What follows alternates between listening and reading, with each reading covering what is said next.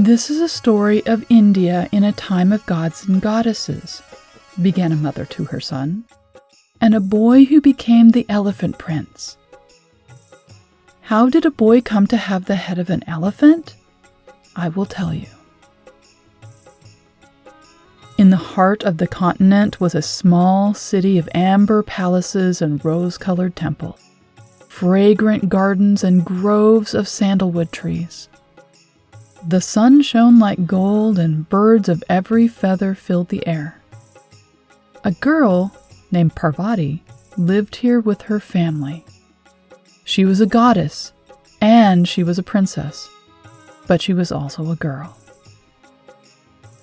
But Parvati was not like the other girls. She was always alone, daydreaming about the stories of her mother and the stories her mother's mother told her of faraway places. She was more interested in stories than she was in boys. Then she met Shiva. The great god's name made her girlfriends cover their mouths with the ends of their saris and tease her with their eyes. Parvati, they giggled, must have been struck by an arrow from the god of love.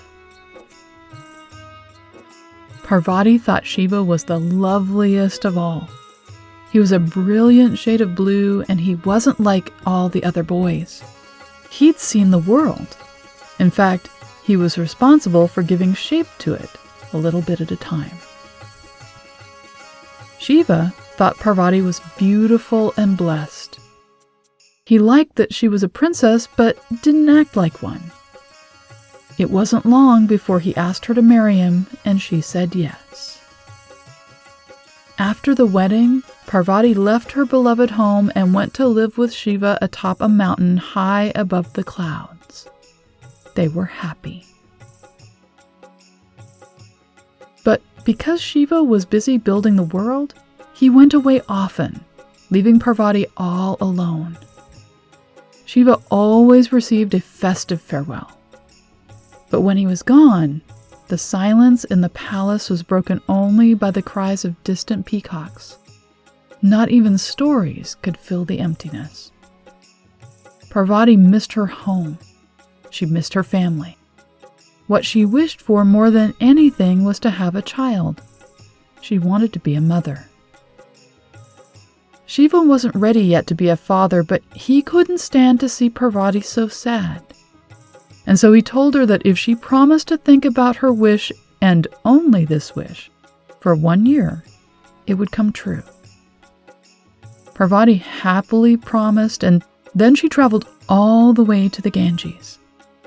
There she offered the sacred river a gift of 100 glowing candles and thousands of flowers. Each day she dreamed of having a child.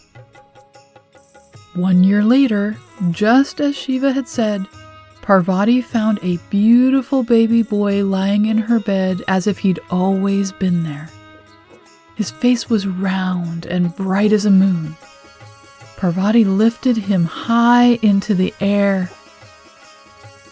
She loved him instantly. "Is he the elephant prince?" asked the boy. "Not just yet. There's more to this story," said his mother. When the gods heard that a prince had been born, they descended from the heavens to gather around Parvati and her newborn son. The son of the sky crossed the sky in a golden chariot driven by the dawn. The moon followed in a silver chariot, pulling night behind. Then Mercury and Venus arrived. Next came Mars and beautiful Jupiter. Last to arrive was the blue planet Saturn. His name was Shani. Parvati proudly showed her baby to each, and the gods smiled brightly upon him. Even Shiva beamed. But when Parvati came to Shani, the shy god lowered his head and turned away. Parvati insisted he look. Shani couldn't bear to disappoint her. Slowly, he turned and looked at the boy, and the boy smiled. Parvati smiled too,